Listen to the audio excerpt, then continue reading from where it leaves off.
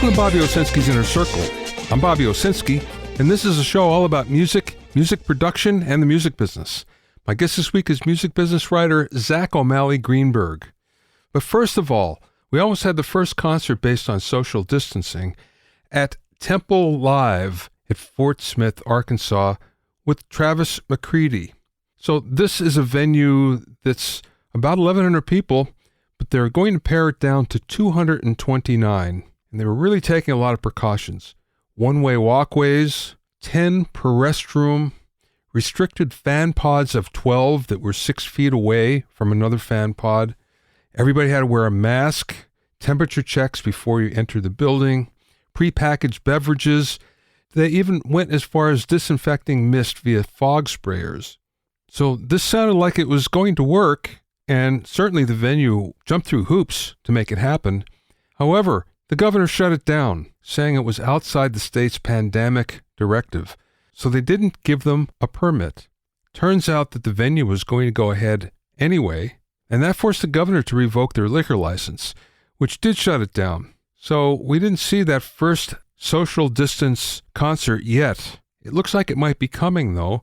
The Event Safety Alliance, which is pretty big, actually. It's been going on for a long time.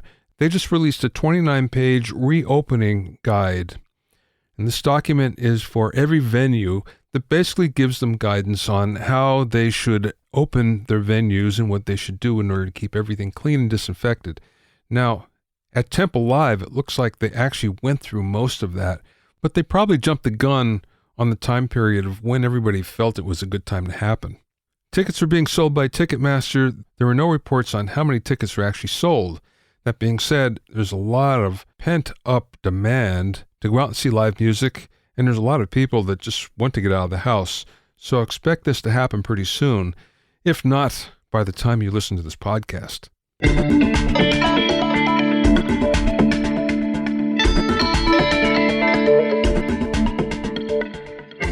If you have any questions or comments, you can send them to questions@BobbyOInnerCircle.com. You can also sign up for my free vocal mixing techniques mini course at BobbyOwsinskiCourses.com and download free ebooks and PDF downloads on mixing, production, mastering, and social media at BobbyOwsinski.com/free-resources.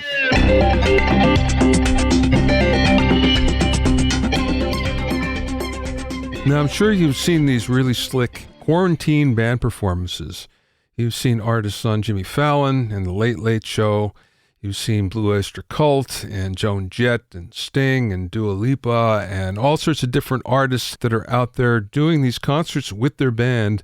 And you probably scratch your head and thought, how are they doing that? And I did too. I started to look at the various apps that are available. Jamkazam and Acapella are a couple of them.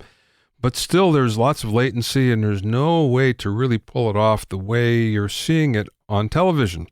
And there's a good reason. That's because there's a lot of post-production involved. None of that is really live. You probably figured this out, but just in case you didn't, what everybody does is they're either playing to a click track or a guide track. And of course, they may be taking a phone video and crudely recording it live, but it's later being put together by a video editor. So it all comes out really slick looking and sounding. Obviously, the more people you have involved, the more difficult this is going to be and the more time it's going to take. But it is being done. It is kind of refreshing, the fact that so much is raw and live. And I think we all like that when it's all said and done. There comes a point in time where you go, oh, I think I'd like it to be slicker, but now is a good time for all this. So give it a try yourself. Just remember that it's going to take a little more work and a little more time than you might have expected.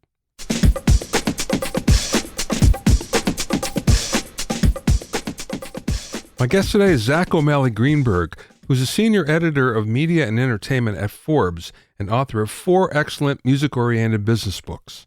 His latest, A-List Angels, is how a band of actors, artists, and athletes cashed in on the latest tech boom and changed the face of Silicon Valley.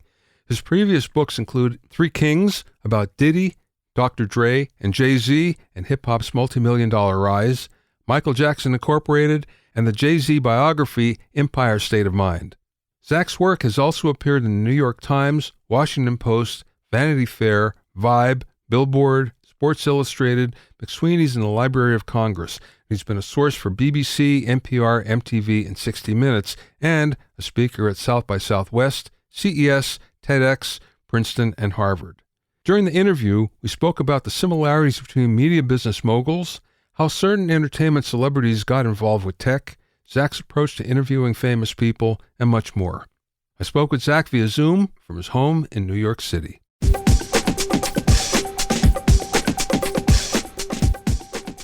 You started writing really early, and I guess that's because your parents were writers, right?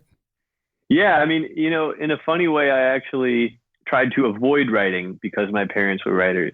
As long as I could, I really wanted to try to do something completely different. And my initial dream was to be a Major League Baseball general manager. But I fell into writing pretty early. Was actually age 14 when I published my first story, which was a video game review for Boys Life magazine, which for a while I thought was the coolest job anybody could ever have. And, was receiving the Sega Dreamcast many weeks ahead of its launch and getting to write about it and actually getting paid. So, it was an exciting time, but that kind of started me on the writing path, and I never really looked back. I saw you were a baseball reporter at Yale, so that leads me to my next question. Obviously, you're a baseball fan. Mets or Yankees? Yankees all the way, but man, I've always been the kind of guy who would go to any baseball game, any team. I'd watch any MLB game that's on, and right about now, I would settle for a little league game. I'm pretty baseball starved. So yeah, I'm the same way. Now you're writing about a very interesting part of the music business. First of all, how did you get into writing about music and business? Because that seems to be off the path for you somehow. Yeah, it was until, I'd say the music and business thing came together in pieces. And the first piece was when I was at school writing for the Yale Daily News about the baseball team and so forth. I saw a letter on the bulletin board and it said, "Interns Wanted, Forbes magazine." And in fact, the editorial council had been an editor at my college paper in the past. And so, a bunch of us applied. I ended up getting an internship summer 2005, really enjoyed it, went summer 2006. And I found that sort of the same mechanisms that interested me about baseball and baseball statistics I'd been playing fantasy baseball since I was 8 years old. A lot of them applied in the stock market. And, the idea was to look for value, right? You could find, by leafing through any number of, books, you could figure out some indicators that would tell you that a baseball player would do better, in the coming year than he did in the past. And similarly, back then, I guess it was the newspaper mainly. You'd look through and you could look at the PE ratios of stocks and so forth. And although the categories were different and the metrics were different, it was sort of the same mechanism. So, I kind of took to it and I started writing stock picks for Forbes as I guess a 19 or 20-year-old, where I'd call up analysts on Wall Street and sort of pick their brains about a stock and develop a thesis and get it published in the magazine. And those started doing pretty well. And one thing led to another, and Forbes brought me on full time when I graduated. So the second piece of the music and business thing came, again, sort of by chance. I was sitting in a cubicle shortly after I'd started, and an editor walked in and she said, "Hey, would you like to help me put together the first ever list of the top earning rappers in the world?" And I said, of course. I'd always loved hip hop, grew up on it in New York, and one thing led to another. And pretty soon I had written this story about how Tupac was making more money dead than all but 5 living rappers. And then we put out a story in the magazine to that effect. And there was a little sidebar that said hip hop cash kings. And it listed Jay-Z, Diddy, and Dr. Dre as 1, 2, and 3, I believe in that order. I think they were making $20 million a year or something like that in those days. And this is 2007. And, I thought it was a fun story and went off to write my next thing. It was a general assignment kind of gig in those days. And I found myself driving around the desert in New Mexico on a story about nanotechnology. to meet with some professor at Sandia Labs. And on the radio comes Forbes, 1, 2, 3. I get money. And lo and behold, Jay-Z, Diddy, and 50 Cent had put out a song, the $1 Billion remix, about being included on this Forbes list. And I got back to New York, and everybody was sort of like, "Oh man, business journalism has never been so cool." So around that time, the editor who I had been working with left, and she said, "You should really make this your thing." So I did, and I turned the hip hop list into an annual thing, and kind of expanded it into, full-time serious coverage of the business, not only of hip hop, but of music, and, and then went on to more broadly work on our media entertainment coverage from there. So you've written, 4 books now. I haven't read the first couple, but what I found in looking at them was that you take a different approach to how these media moguls, the music media moguls, are actually expanding their business. You're looking at it from a different way, where most people will look at it mostly coming from the music side. You look at it coming from the business side. For sure. I think that there's a thing that a dear friend of mine said, who runs a startup, and he said, all musicians are startups in a way. He's also a musician. And I think that's really apt because, if you look at whether you're a musician or whether you're an entrepreneur, putting together a company, you have to make a lot of the same decisions. You have to figure out when to quit your day job. You have to figure out, if you're not independently wealthy, how are you going to fund your project, right? Whether it's, hiring more people to code your website or your app or whatever, or whether it's, hiring a team to run your tour. How are you going to scale your business? How are you going to reach your customers? And I think that's been sort of one of my guiding principles in writing these books is, how can the stories of people like Jay-Z, who I wrote my first book about, how can the stories of some of the entrepreneurs I chronicle in my latest book, A-List Angels, from Ashton Kutcher to Shaquille O'Neal, how can they kind of inform, people who are doing business and people who are on the creative side, in the same way. And also how can it be fun? How can it be a great story that'll be entertaining to read? Have you noticed a common characteristic of all of the people that you wrote about? There are a few, I'd say that, probably like a cluster, less than everybody has all of these things, but a few of the things that pop up a lot are, one is the ability to ask questions. May seem really basic, but Ashton Kutcher, who was sort of the main character of this latest book, I interviewed him for a Forbes cover story several years ago, and he said, when he's going to invest in startups, because that's his big thing now, he's got stakes in everything from Uber and Airbnb. Like Uber's already public, but he was able to get into a lot of these great startups long before they went public.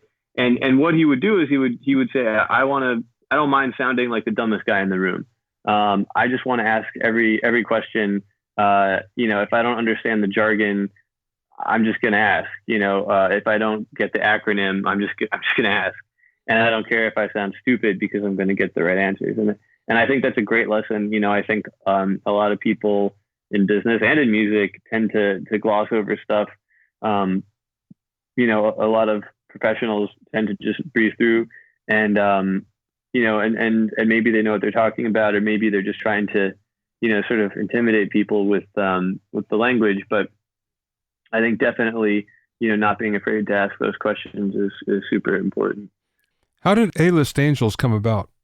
Yeah, so it was that story really that got me thinking about it. And, that was in 2016 that I wrote about Ashton. And I kind of realized that his journey and going from being an actor to being an investor in startups was something that was happening more and more throughout the entertainment business. And, from actually 50 Cent really being, I think, one of the first to usher in the current era of stars investing in startups with his investment in Vitamin Water, taking equity instead of endorsement when he created his Formula 50,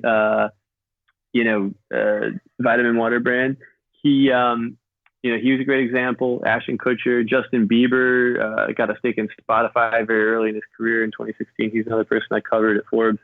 So I started to see this new way of leveraging fame and really kind of the process of this class of laborers finding a way to grab a hold of the means of production, to put it in sort of like Marxist terms, going back to the beginning of the 20th century, movie stars and musicians and athletes were all just paid a salary, increasingly high salaries, but, not something where they really got a chunk of the things that they created. And as time went on, really, it wasn't until the past decade or two that you started to see masses of these creators, really kind of wake up to that notion and find a way to get stakes, not only, ownership, not only in the things that they created, but, other companies as well, and to sort of leverage that fame to get stakes in the hottest startups in this new tech economy. It's not only about Ashton Kutcher, it's about lots of other music celebrities. How many did you cover in the book? Yeah, I focused on a handful of folks. So Ashton Kutcher, Nas, Shaquille O'Neal, Sophia Bush, were some of the names up top. And then behind the scenes characters like Owsinski and Troy Carter were a couple who I talked to pretty extensively. And, by talking to them, you really kind of get to understand, being at that perch of a manager, there's over the past 10 years or so really been this incredible opportunity of deal flow, and people will, come to you and say, hey, I've got this new startup, would your client like to invest? And in many cases, the client invests, and in many cases, the manager invests too. And in fact, Owsinski now has a couple of venture funds with Ashton Kutcher. So, I think seeing not only the big names of, the sort of like marquee names up top, but also the behind the scenes players kind of get in on this bonanza has been pretty fascinating too. Was there a favorite strategy or a favorite story? Yeah, I'd say for sure there was no, one typical route, right? They ranged from Shaq telling me he invested in Google before it went public because he met some kid in a restaurant who recognized him and he was playing with this kid, and the kid's dad came up and said, hey, I'm an early investor in Google. Would you like to get in too? To something a little more carefully considered, where Nas, who's never really like the business guy, especially in the context of hip hop, where you have Jay-Z and Dre and Diddy, these all three near billionaires. Jay-Z is already a billionaire. Nas was sort of the one who hung back and focused on the music most of all. And, he teamed up with a bright young manager by the name of Anthony Sala, who I talked to as well, who kind of said, look, you have a unique opportunity to get in on some of these companies. So they really kind of went about it very assiduously, putting together a fund, investing in, well over 100 different companies, figuring out, places where Nas was uniquely suited to provide value.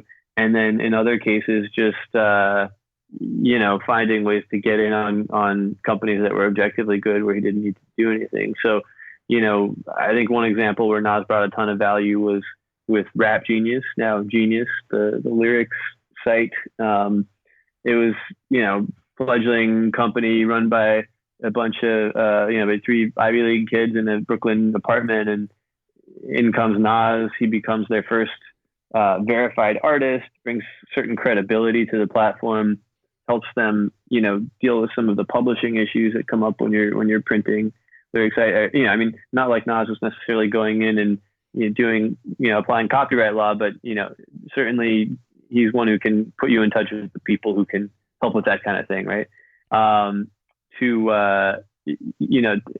general, really help build up a company like that. And in another case, if you look at Ring, the virtual doorbell company, Nas was a really early investor in that. There's another one that his manager found and invested at a time when the company really needed money. The founder happened to be a big Nas fan growing up, but he told me when Nas came in, he could have been, pick any wealthy, influential person's name out of a hat. He didn't really care. He just needed the money to keep the business going, and he did, and he did really well with it, and ended up selling to Amazon for over $1 billion.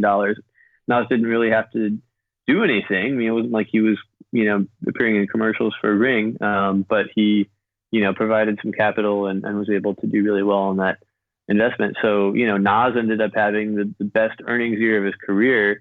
In, I think it was 2018 or 2019, he made 40 some odd $1 million, in his early 40s. Kind of like a late bloomer from a financial perspective, at least compared to some of his peers like Jay-Z. I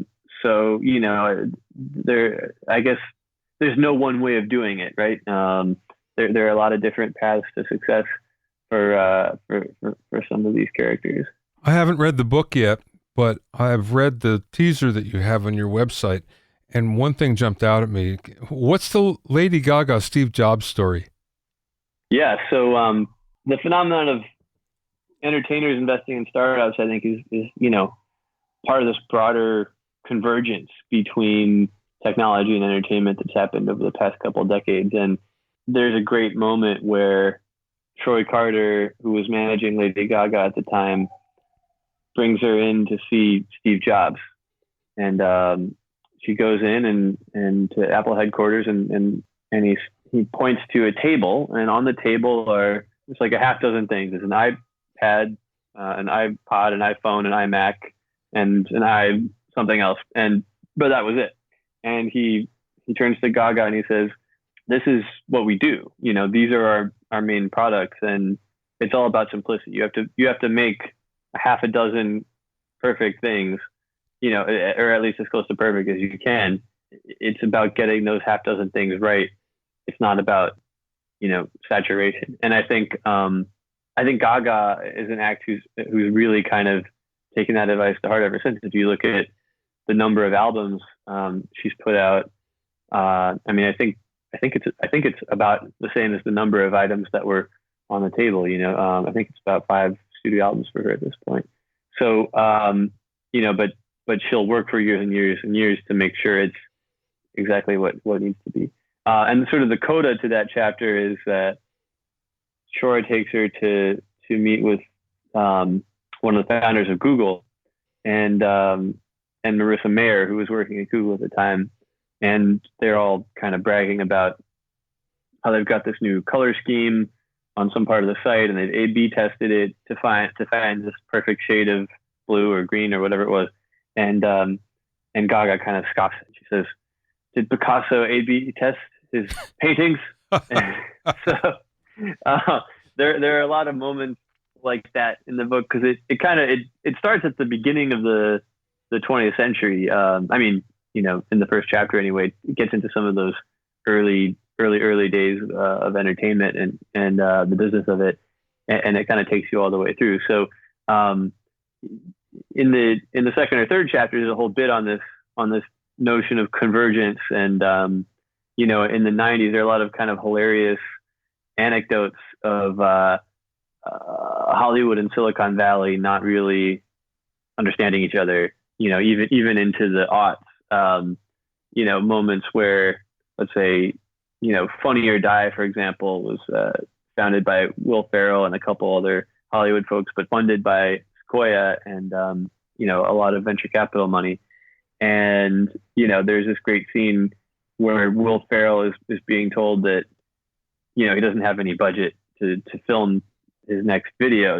They're like, "No, take a handy cam, go out and film something."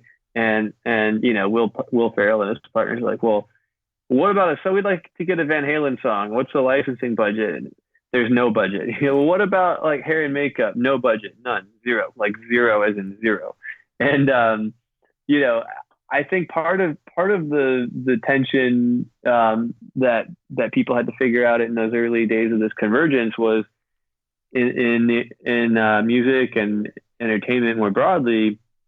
You start out doing things on spec, and once you achieve success, you get to a place where you get nice advances and sort of a mark of having made it.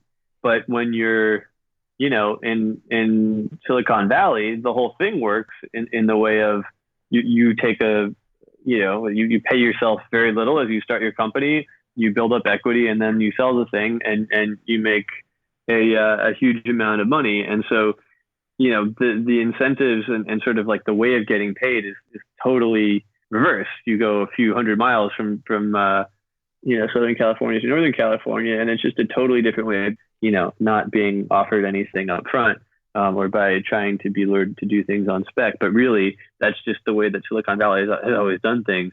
And, it wasn't really until the past decade that Hollywood and sort of the entertainment industry more broadly started to come around to that. What's your favorite part of the book? I think, the Nas anecdote, the Shaq anecdote, some of this stuff. But toward the end of it, we get to the why we care. And, obviously for people sitting at home, especially in times like these, it's like, well, why do I care if Ashton Kutcher got to invest early in Uber and got, did 100x his initial investment, when I can't really get tapped on the shoulder, to do this myself. So the book gets into some of the social entrepreneurship, some of the stuff that Bono has been doing with entities like the Rise Fund, which invests around the world in sort of like micro and any kind of like small, very, very small companies that are doing anything to help around the world. And the idea is actually trying to measure impact, to quantify it, and not just, have it be some ooey gooey, up in the air kind of number. To actually say, we're investing in companies who are on the ground doing things, and we have this tool that can quantify how much an impact it's having. So, I think there's that. And then, especially given current conditions, I think it's valuable to think about how somebody like Ashton Kutcher got into investing in all these startups. And we think about it now, these high flying companies from Uber to Airbnb and Spotify and you name it. But these were not sexy names back in 2009, 2010, when he was starting to invest. We were just coming out of the last Great Recession, and people had been burned by tech, and they were still kind of smarting from the late 90s .com bust, and then the Great Recession came along, and there really wasn't anybody from Hollywood going up or from the music industry going up and trying to invest in these companies. And Ashton Kutcher was in there at a time when it wasn't sexy, and I think that's what helped get him a lot of credibility with the startup set, and ended up paying tremendous dividends for him down the line. So it's kind of like a silver lining of when you look back in history at some of the darkest times. It's when the people who are going to be doing well in the next decade are going around and they're most active, trying to find the diamonds in the rough there. You interview a lot of rather famous people. Do you have a different approach to doing that as compared to someone who isn't quite famous?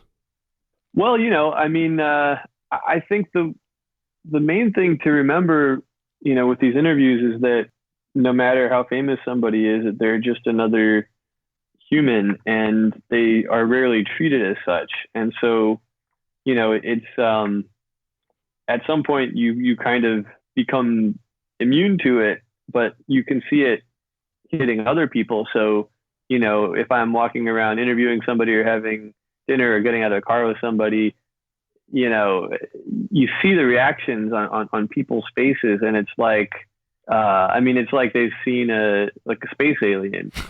And, the way they interact, they there's a lot of, it can be kind of claustrophobia inducing. It's like sometimes can be very grabby. It can be like very in your face. Let me get a picture. Let me sign this. Let me touch you, all this stuff.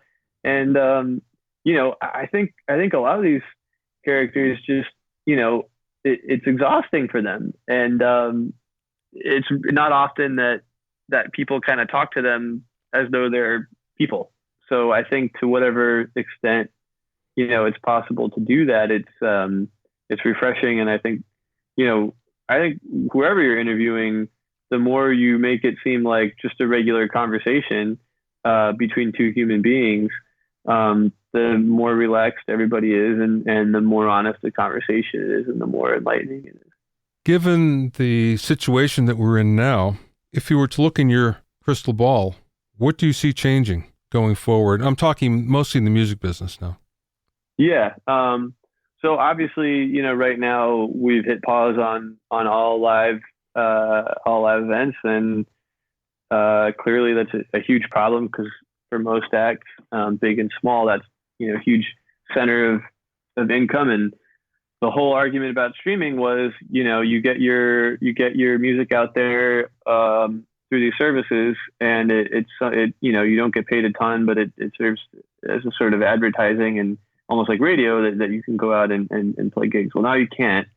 So, one of the things that I've been looking at a lot that's starting to come back are, live streaming concerts. I wrote a story about a company by the name of Stage It back in 2012, and it was supposed to be the next big thing. This guy, Evan Lowenstein from Evan and Your Own, they did the song Crazy for This Girl back in 2000. And so, he created this company. He raised $3.5 million from Jimmy Buffett and Sean Parker and all these folks. And but then it never really took off. And I think what happened was, if you're doing a concert, if you're live streaming a show, you're still spending the time. I mean, maybe you're not traveling, but you're still spending the time, and you're playing, and you're putting yourself out there. So, I think the most they ever grossed in a single show on stage, it was close to $100,000. But, if you're an arena act, you're doing 10 times that easy. It's hard to have the same sort of scale, especially for bigger artists. And it's also, it's not like where when you tour and you're going to different cities and people are coming because they didn't get to see you in the last place. It's like if you're streaming the show, well, maybe you missed it last night, but it's not like you can really do a streaming tour in the same way. So there were a lot of one-off performers, and the company didn't really go anywhere. And Evan told me he stopped funding it in 2015, just kind of scraping by. He said he pulled the oars in, and the company was just floating. And as recently as this past year, at the end of last year, he said he thought that the only thing that could save his company was global warming, because acts like Coldplay would say, "Oh, I'm not going to tour anymore. I'm just going to do Stage It shows," and that didn't really happen. But really, in the wake of the coronavirus epidemic, pandemic, I should say, acts have suddenly been heading over to Stage It, and of course to other live streaming outlets, or even just going on YouTube Live or Facebook or Twitter or whatever. There are a million ways to do it. So, I think companies like Stage It that have kind of like an integrated tip jar, stuff like that, are definitely, certainly in the meantime, a place where you're going to see a lot of artists go. But, I think now is a really great time to be kind of reflecting and creating, because we can't go on like forever. And I think that at some point, hopefully sooner rather than later, we'll start to get back to normal. And the artists that are really going to succeed are the ones who took the time to just hole up and write a bunch and start, creating great stuff. And, the world will be ready to hear it when we all get back to normal. And, or even the world will be ready to hear it when we're all hunkered down and, hanging out inside. So I think that, in a strange way, it's maybe flipping the paradigm back toward recorded music again, as sort of an engine for the music industry.